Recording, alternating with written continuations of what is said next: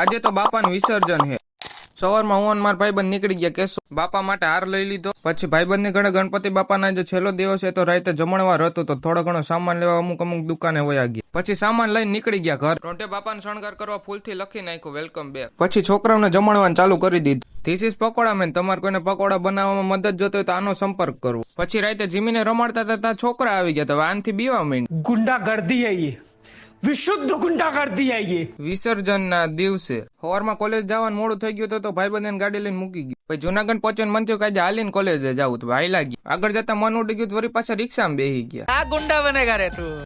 બપોરે આવવાના ટાણે આજે આપણે સ્લીપર બસમાં ચડી ગયા અને પાસે હાલી ગયો આપણું। તમને લાગતું છે કે આ બસમાં પાસ ક્યાંથી હાલે પણ આ લોકલ તરીકે 2 દી માટે મેલાણી અને અસપડા થઈ ગયા તોય ભણવા આવું કેવું ડેડિકેશન છે। ઘર ભેગું થાને ભાઈ। હું મોટો ઇન્ફ્લુએન્સર થઈ ગયો તો મારા દોસ્તારોને મફતમાં ટિકિટ દેવરાવી। પછી સાંજે બાપાનું વિસર્જન કરી નાખ્યું।